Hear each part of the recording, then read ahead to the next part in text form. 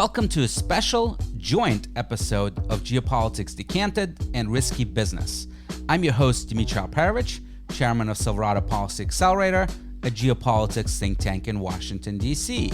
And today, I'm co-hosting this episode with my good friend and longtime Geopolitics Decanted collaborator, Patrick Gray, the host of the Risky Business Cybersecurity podcast. Today's guest is Illia Vitiuk, head of the Cybersecurity Department of the Security Service of Ukraine, the SBU. And we're going to be discussing what Illia and his team have observed in the cyber domain prior and during this latest Russian aggression against their country, as well as Russian adversary tactics, techniques, and procedures, what has worked so well for Ukraine and the SBU in this fight, and what their needs are going forward. We hope you enjoy it. Illia, maybe we can start with your role. Our listeners have certainly heard about SBU, the intelligence agency of Ukraine, and you've been in the news recently. Your director has spoken about using drones, naval drones in the Black Sea against Kerch Bridge and other targets. But what is the cyber department that you lead at the SBU? What is your role and your scope of responsibilities? So Security Service of Ukraine is the main counterintelligence body of the country. And it's both counterintelligence and law enforcement body. And cyber department is responsible for everything connected with cybersecurity, critical IT infrastructure, and what we call information security, meaning countering malign disinformation campaigns, specifically from Russia today. So we counter every aggressive and dangerous influence from special services in the area, in cyber realm and information realm. I would call it that way. So kind of maybe a mix of NSA and FBI, right, for our listeners in the U.S. So actually, Security Service of Ukraine probably, if comparing to the United States of America, most closely, this is FBI. But also what we do as cyber department, we have also some functions of CISA. So partially we are both like counterintelligence, law enforcement, and also as cybersecurity subject. So we also we have our own unit that acts as a third team. We operate security operational center. We install security event informational systems. We install telemetry sensors. So we look at this data. We conduct incident response. We conduct attribution and investigation, but also criminal investigation. So we put all these things about cyber attacks into criminal cases and then bring them to court. And of course, we look at our critical IT infrastructure, about all the systems that are being built, whether there is or possibly could be Russian software there, whether system administrators, for instance, have some relatives in Russia and may be used by Russia in order to conduct some kind of subversive activity. We look whether there are some kind of embezzlements while some systems are being built, because if there are embezzlements, that means that systems could be prone to cyber attacks. They could be less protected. They could be not needed at all. So, and this money could go into some better places in order to ensure our cybersecurity. So a big scope of responsibility, and we have both field officers that conduct like operative work, and we have technical specialists. So a wide range of responsibilities, starting from detection, incident response, investigation, overseeing, if we can call it that way, all the processes of digitalization, in terms of protecting them, our digitalization against special services, especially from Russia Federation today. It's a very broad mission, and obviously you've been very busy, not just since the war began, but even pre-war when I was in Kiev and we were meeting. You said something that I thought was really interesting, which is that the Russians really prepared you well for what has taken place since February 24th, 2022, because of the various attacks they had launched, of course, for many years, but in particular back in January of 2022. Can you talk a little bit about that, what you were seeing before the war, and why you actually found that to be useful in preparing you for what has come since then? Well, first of all, it is very important to understand that for us, before the war, it was before 2014, because the war not such a full scale, but actually the war started since 2014. And especially if we speak about what we call now cyber war, it also started in 2014. So first cyber attacks, destructive cyber attacks started back then. And we gained a lot of experience since 2014. So it means like 8 years before the actual full-scale invasion. And there were many prominent or notorious cyber attacks like Industrial, like Black Energy. These were first attacks, destructive attacks on our power grid. And back in 2015, by the way, there was the first attempt that cost 250,000 people without electricity for 6 hours. So at that time, it was something very much surprising, Then again, in Destroyer in 2016, then there was an attempt to penetrate our train railroad control system, and this actually could cause a collision of the trains. We just in time switched to manual mode and avoided this. Then there was NotBeta in 2017, this world-known attack, because like around 60 countries suffered from it. So these were all our lessons. And during that time, we improved our legislation. We adopted new cybersecurity strategy. We invented tools and techniques that are actually effective countering these Russian aggressive potential cyber attacks. And but even more than that, after the beginning of the full-scale war, we've got new knowledge how to use all this experience into critical circumstances. So meaning when you or your objects of critical IT infrastructure that you need to protect is under shallow, when your city is about to be surrounded, when system administrator is gone because he needed to take his family out of Irpin or Bucha. So when you been put to survival mode, you have some extra skills and knowledge, so how to use everything very effective. And we need to understand that the massiveness of these cyber attacks have been constantly growing. So back in 2020, we as security service dealt with around 800 cyber attacks and critical cyber incidents that we consider were stemmed from Russia. And we thought that was a lot. Then in 2021, the number was 1,400. And then in 2022, the number was 4,500 cyber attacks and critical cyber incidents. So you see that the immense growth, 3 times more than back in 2021. And when you need to deal with such a massiveness, we on average have 10, 15 serious events that we need to react on per day. So, of course, that makes you more focused, and you know what to do and how to do it quickly. We've established and developed mechanism of working together between different subjects of cybersecurity subjects. So because we have it is called SSCAB, this is analog of CISA. We have National Police, we have National Security Council, so a lot of bodies, Minister of Defense, for instance, and we need to interact very, very quickly and react on cyber attacks. And of course, you've mentioned the cyber attacks at the beginning of previous year.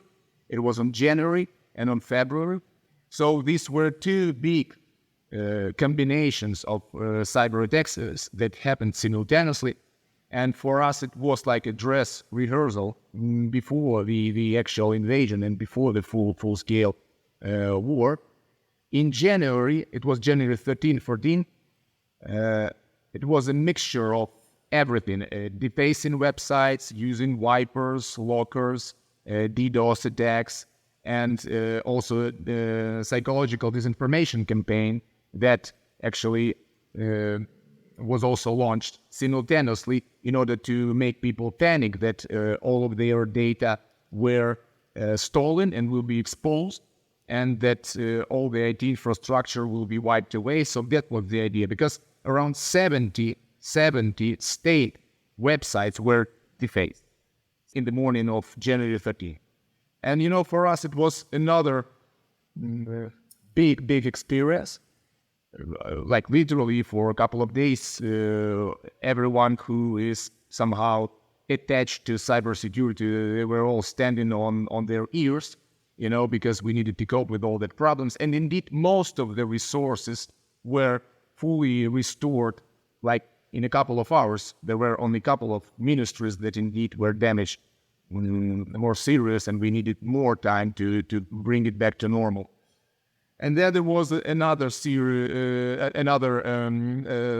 combination of cyber attacks in February, probably around 1 week before the invasion, roughly 10 days or 1 week, something like that. So, and for us, it made us even more confident, more prepared. So, and nothing could make us surprised anymore.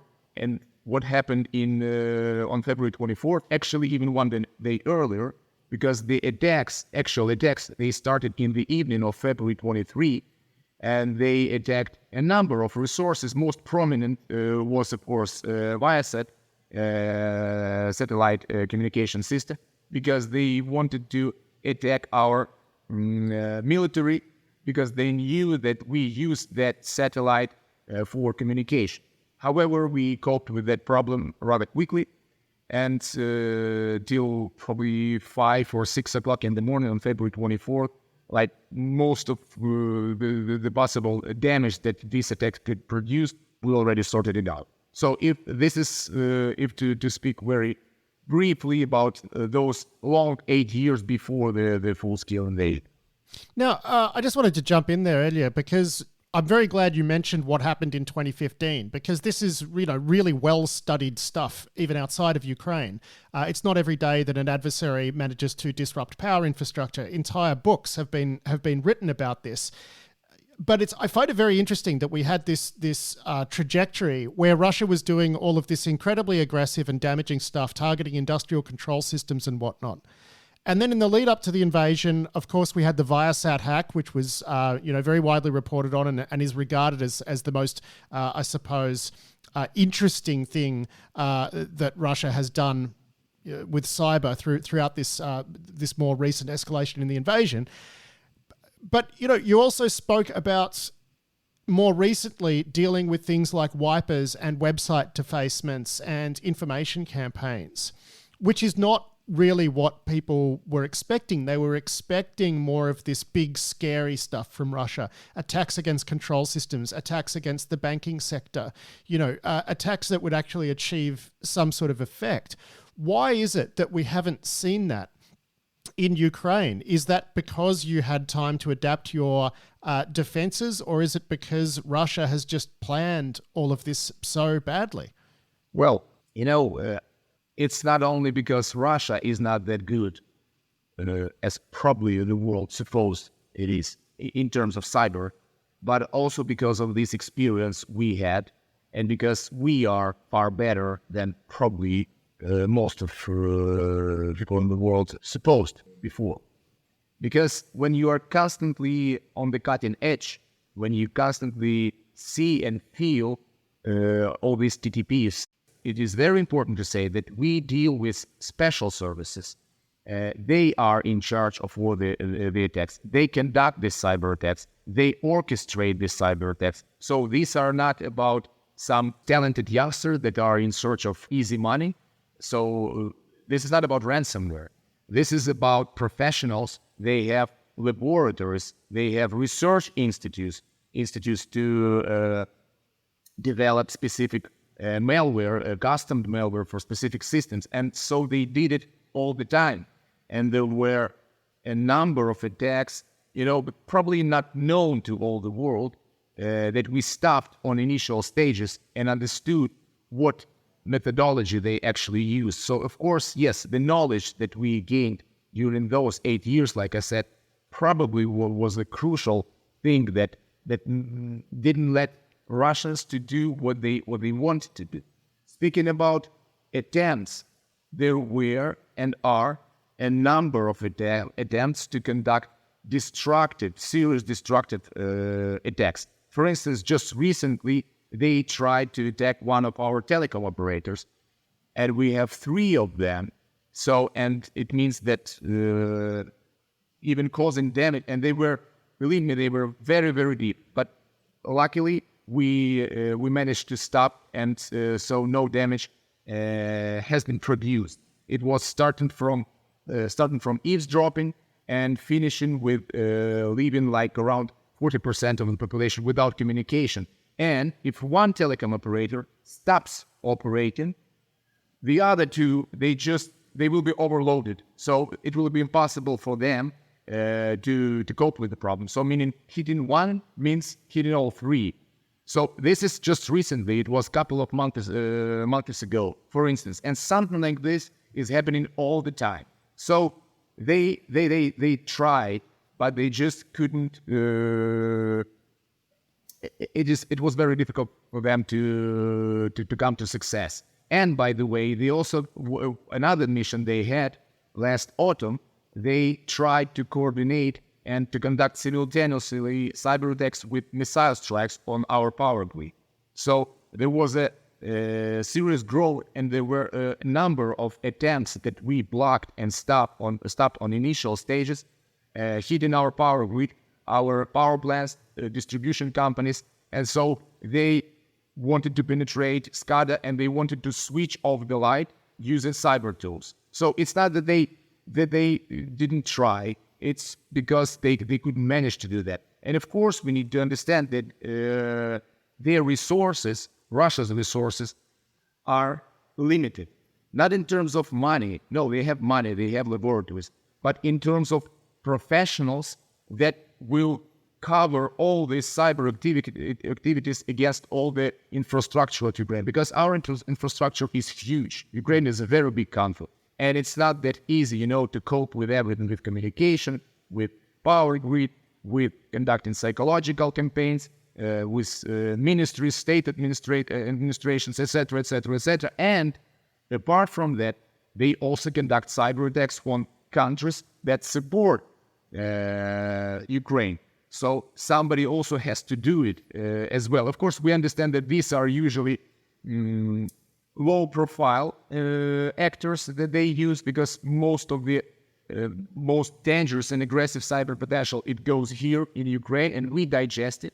But nevertheless, somebody has to do this. And you understand that it's not that easy to take a ransomware guy and make somebody who attacks Ukrainian infrastructure with destructive attack just in a couple of months, or maybe in a couple of years, because they were all focused on infrastructure in the United States of America, in Canada, in Europe. So different tools, different methodology. So it is difficult for them to bring enough people, professional people that will treat our...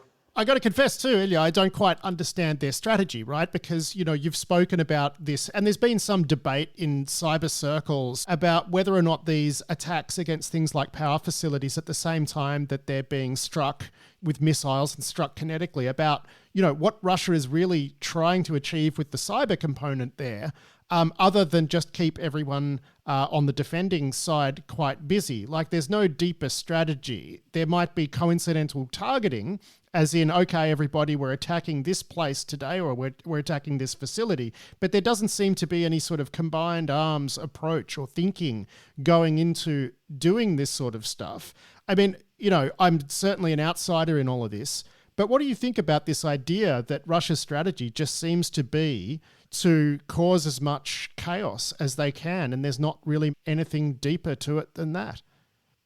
First of all, it is very important to know how military systems and, let's say, post-Soviet military systems work, with a lot of bureaucracy, with a lot of people in this chain of command, and it's very difficult to make things work as the order is. So meaning you order to do this, do the combination, and let it be effective.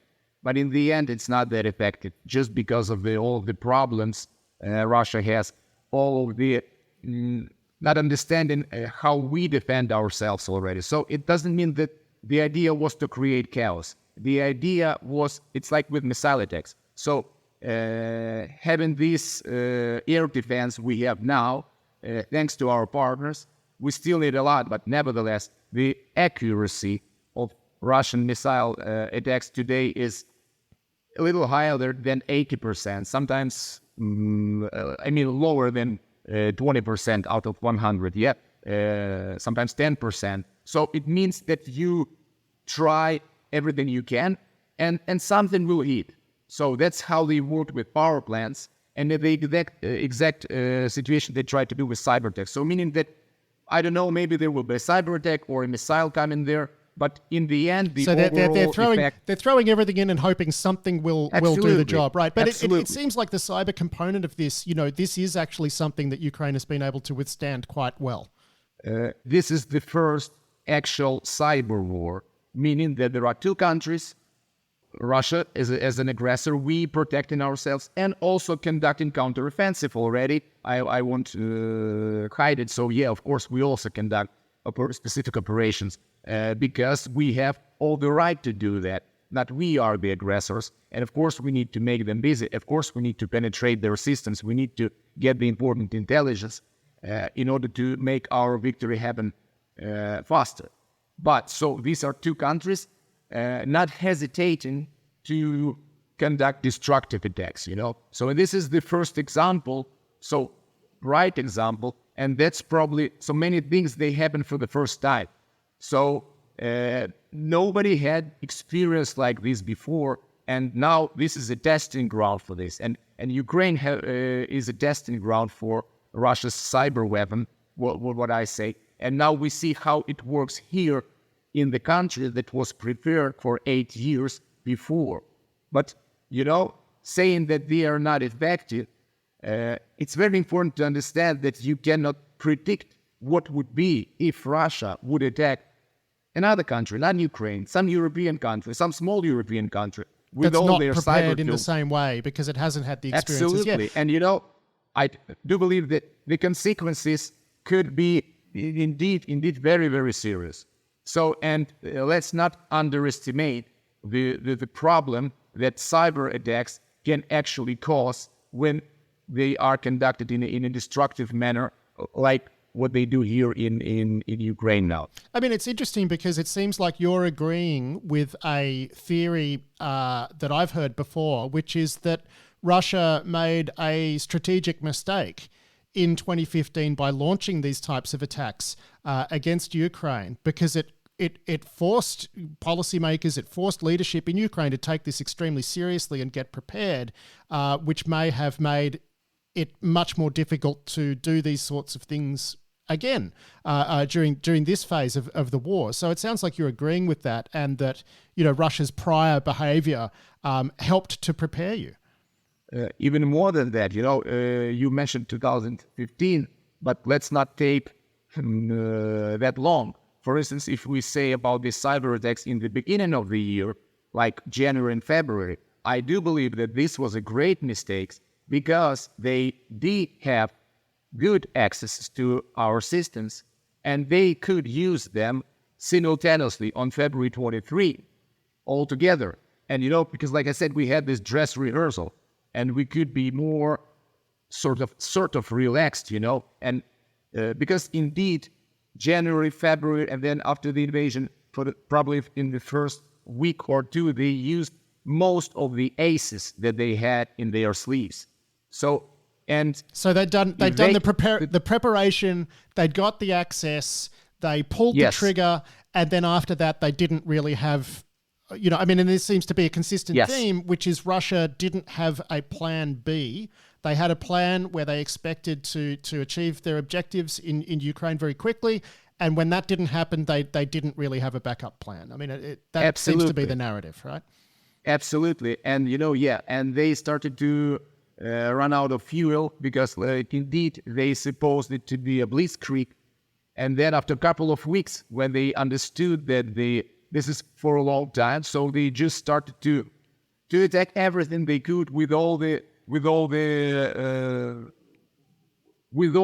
potential they had. So they even attacked toy stores. What does that mean?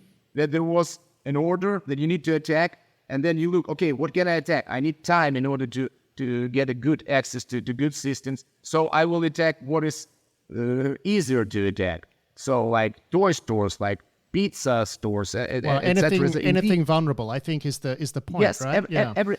anything that they could find. So this was during the first, and then after a couple of months probably, they understood that this tactic won't lead them to do anything, and they changed it, and they started to be more focused on reconnaissance. So they understood that now they need to know more about our plans. Yeah. Now they need a plan B, but they're going to have to come up with it while they do it. Absolutely. Yeah. Okay. Absolutely.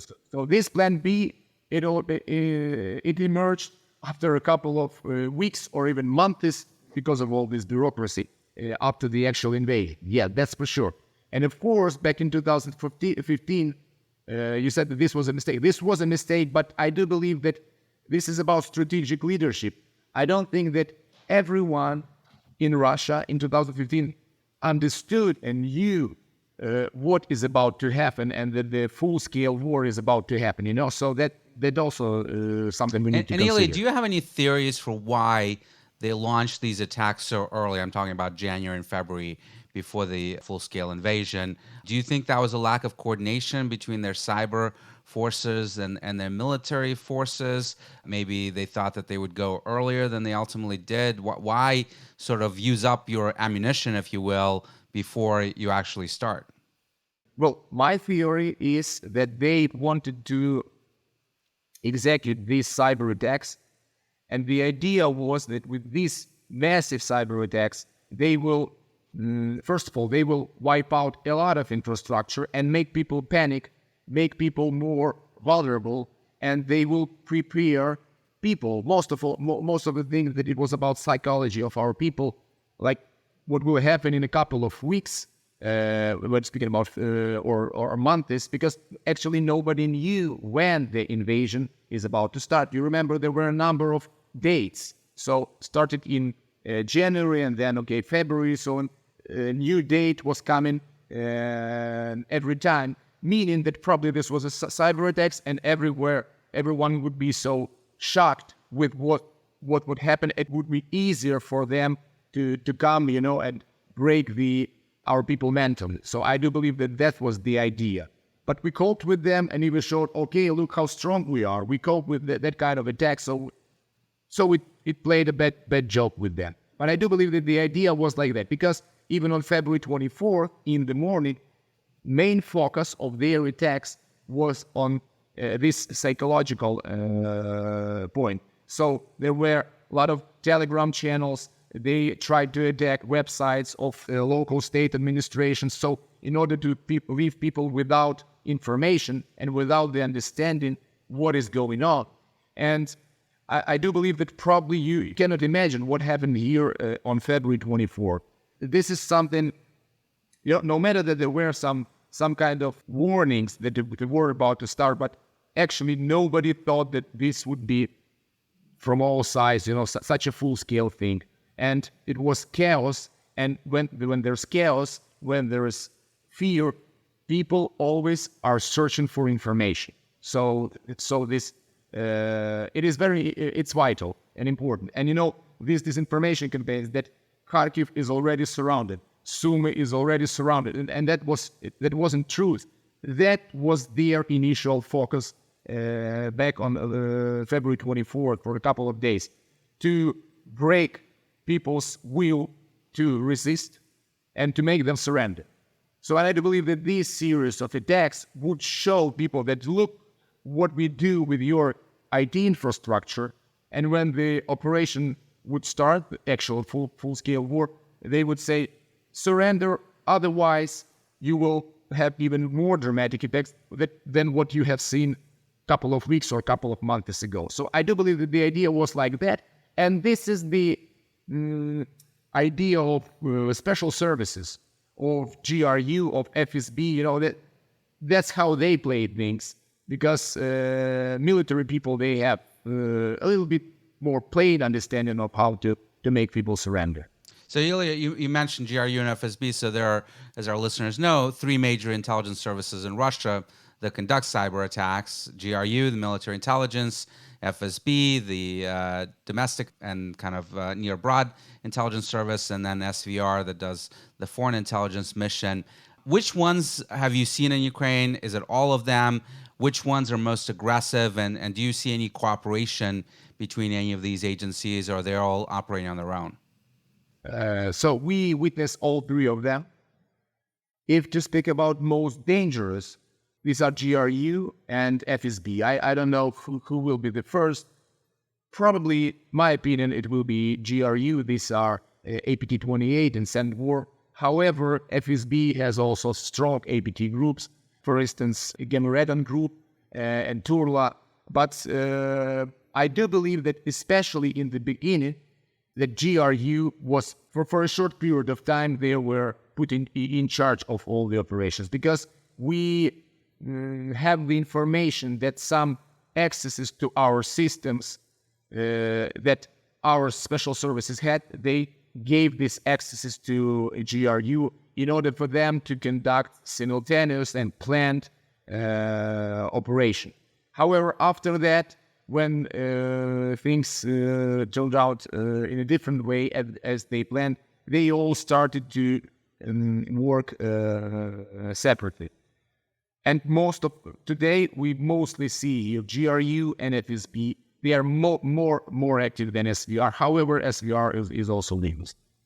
I just want to jump in there earlier and ask you, it seems like Ukraine has done well under the circumstances when it comes to defending itself against these attacks, right?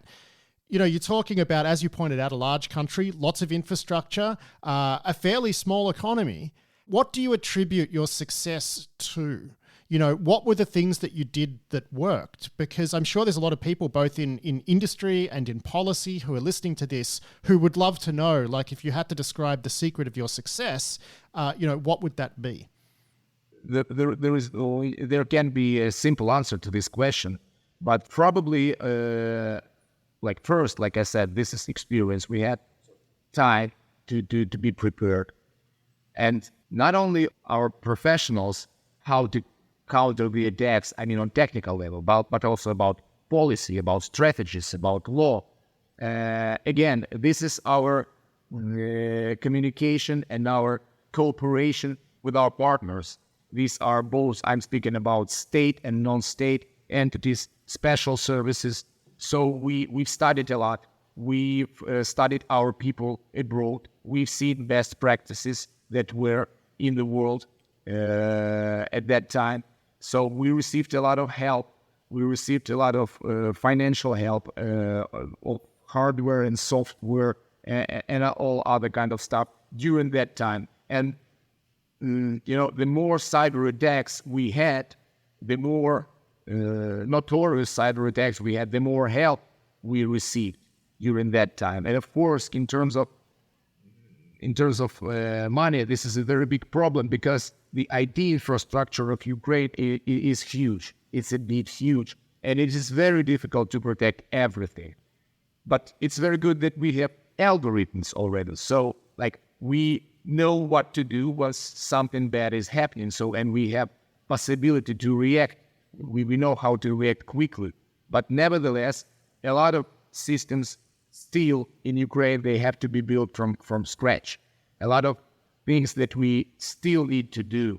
And this is also one of the priority of our country and security service of Ukraine, as we are responsible for this cybersecurity, that we need to make our objects of critical infrastructure not just well protected, but I do believe that we need to make them a gold standard in cybersecurity. So because most of cyber potential, the most aggressive cyber potential that exists in the world now, we digest it.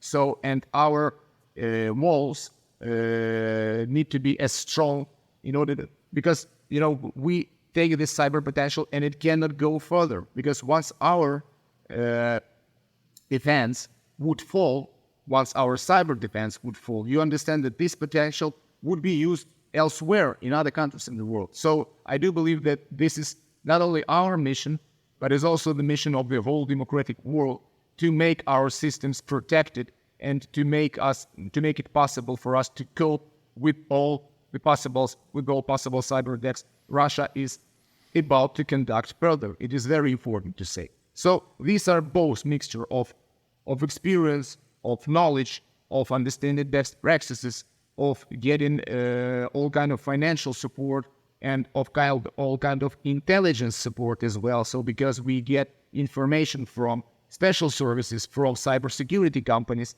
that make all kind of different investigations, and we understand what infrastructure can be used, what malware can be used, what possible victims here in Ukraine we have.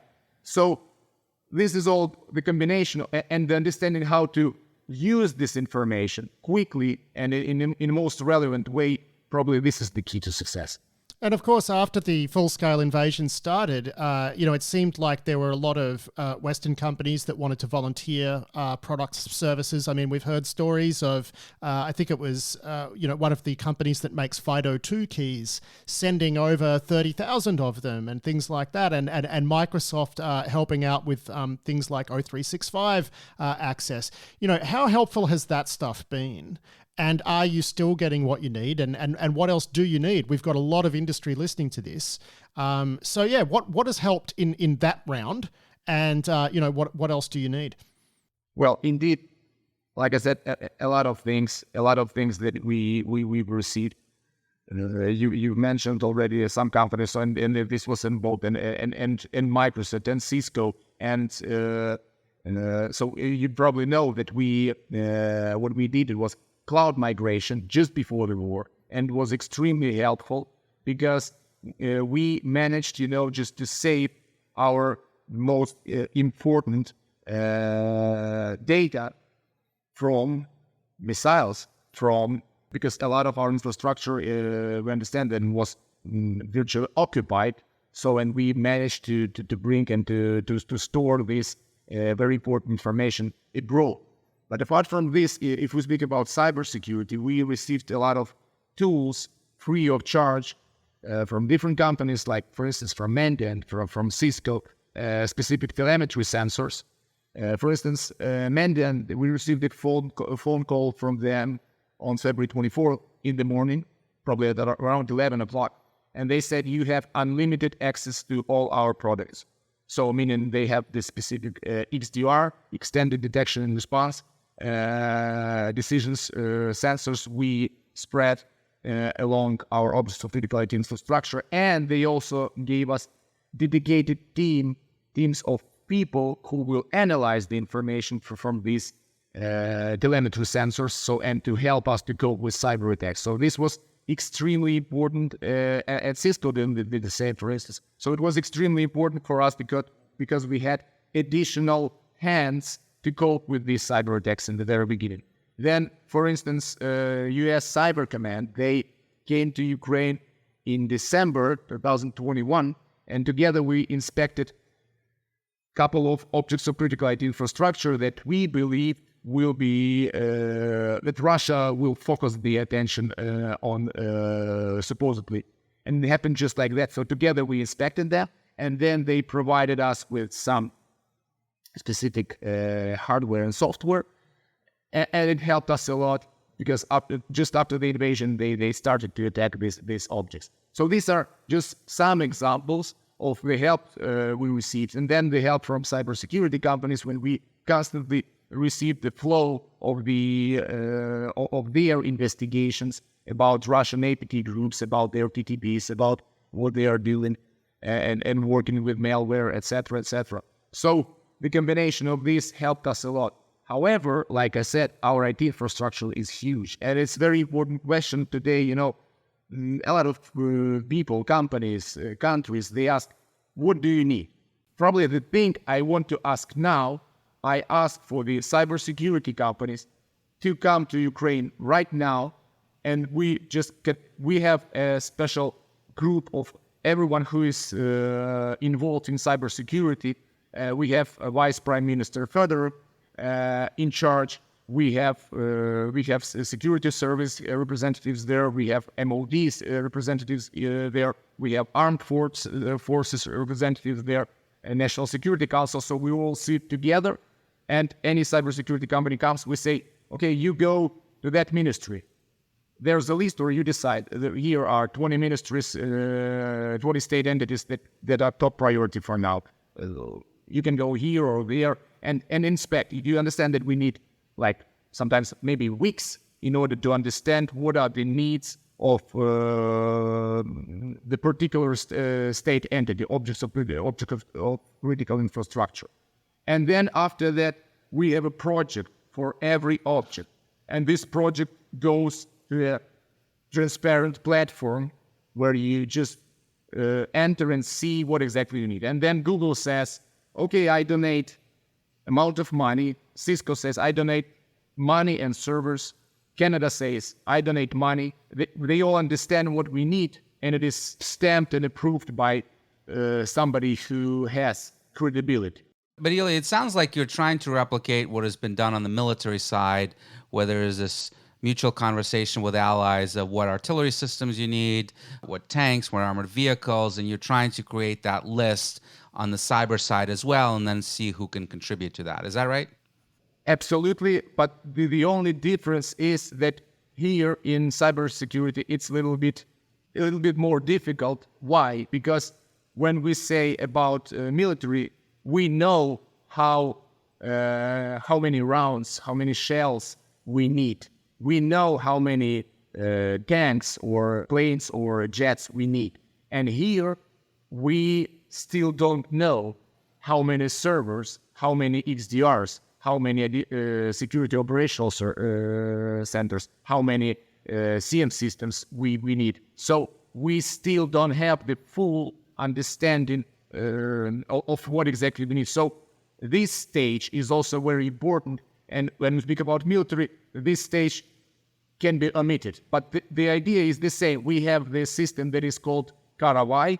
It was built on, so there is a NATO system, LOCFAS. So we use this system and wrote this Karawai. And so our partners are attached to this system and they see constantly how many tanks we need, how many, all the stuff, and they donate. So yeah, the idea is like that, but a little bit deeper because of this preparation level we still need to do in cyber. Well, that's very helpful. And, for those in cybersecurity industry that are listening to us, you can get in touch with us, either Patrick or myself, and we'll get you connected. If you want to donate your expertise, come to Ukraine. It's a great country to visit. I was just there, and you're obviously doing a great cause if you do so. Now, Ilya, I want to wrap up by asking you about a recent report you guys released on this Android malware that you guys discovered in your networks that seems to be a little bit different from the cyber attacks we've just talked about. They're targeting your infrastructure. This one was focused on collection of intelligence from battlefield systems. Presumably, you guys use a lot of battlefield management software on Android devices. I know there's a system called Krapiva that focuses on artillery coordination and bringing resources to bear on the right targets.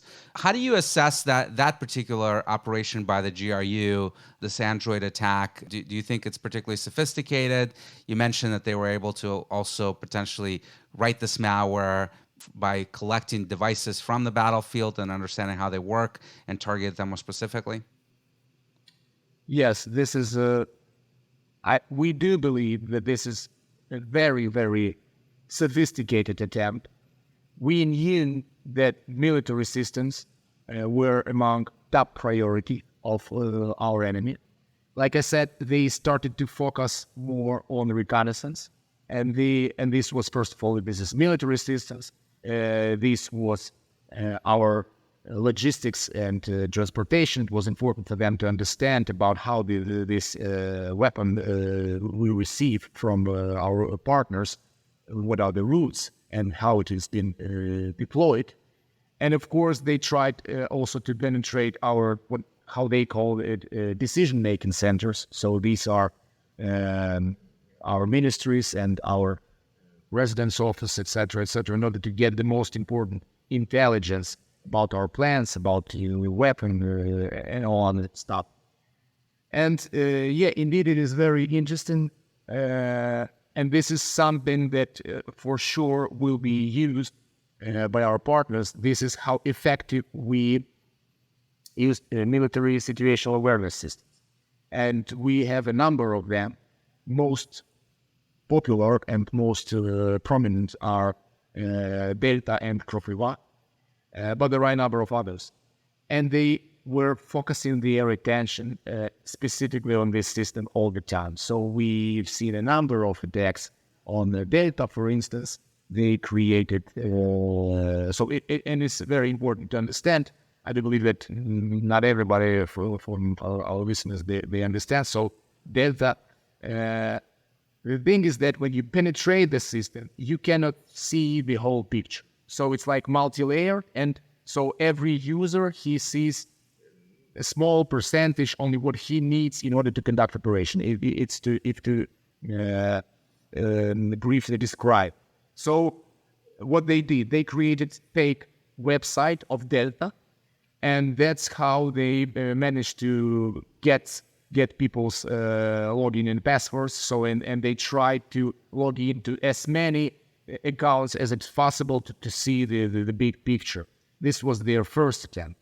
But speaking about Kropiva, yeah, indeed, another important thing that we've witnessed how they put their hacker groups closer to the front lines. So there are hacker groups working in Donetsk, for instance. And in the very beginning, we thought, why was that? So what was the point? But then we understood, because first they have better cooperation with military, and they have quick access to devices, and they also have access to infrastructure, our infrastructure on occupied territories. So in the Donetsk region, Zaporizhia region, Kherson region, so there's infrastructure of our operators, of our providers, other systems that were there. So they could use this infrastructure, and they can get quick access to devices, because all these systems like Delta and Kropiva, they are installed whether you're on your phone or you're on your tablet, for instance, or on your computer. But the thing is that why Android? Because iPhone is more expensive, of course, and we do understand that when we speak about regular people and military, usually they will have Chinese phones, so more not that expensive. They are on Android back.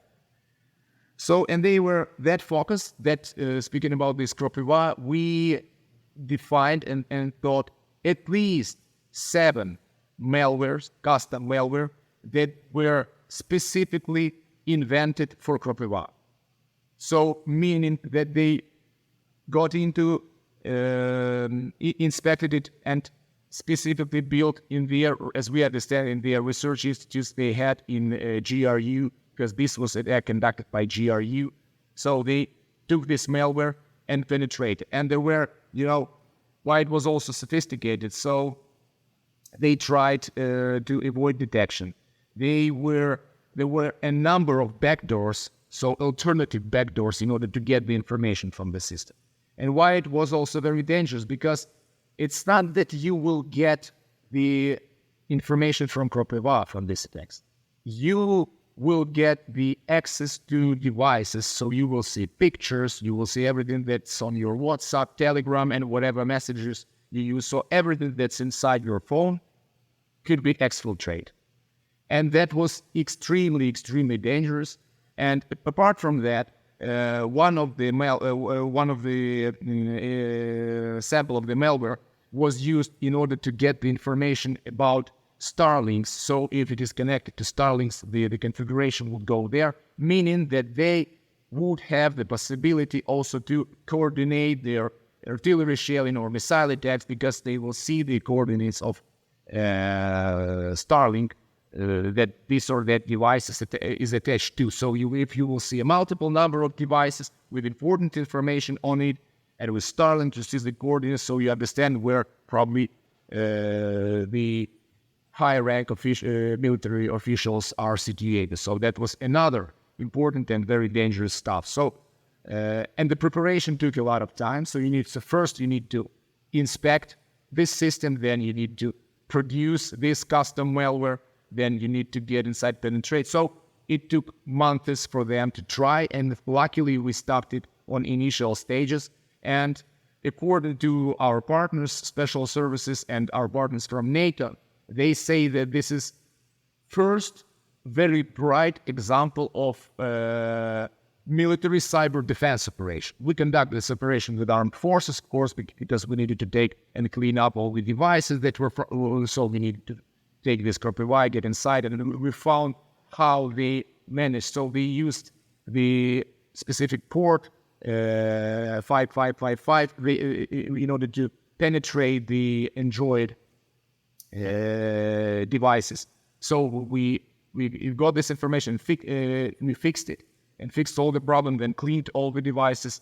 And so this was a long operation. So just to be clear, these devices had an open port, did they, on 5555? So the Kropiva had this open port. Yeah. That is, that is an oversight, right? Like, it is lucky that you caught that, because that would have enabled them to spread that malware to those devices fairly easily. That's exactly, you got the point. So, but the thing is that, you always can, almost always, you can find something. It might be this port or something else. The thing is that how focused you are, and whether you have professionals that are able to find this problem and then to build this malware, and then to conduct the penetration. So this is what I'm saying, that these are not about ransomware, guys, just phishing email and then locking your computer. This was, say, I read the report as well. This was the smartest thing we'd seen from them in a while. You would probably agree with that, right? It was the most creative thing we'd seen from the Russians in a little while. I would say this is one of the most creative things, because there are a number of other things that we are still investigating, and we just don't make it public. But believe me, this is not the only attack that we would call very sophisticated, unfortunately. All right, Illia Vitiuk, thank you so much for joining Dmitri and I to have this conversation. I'm full-time on cyber and have been for 20 years, and this was just a fascinating discussion. Thank you so much, and all of the best with your mission. Thank you very much, Patrick. Thank you, Dmitri. Thank you, Illia.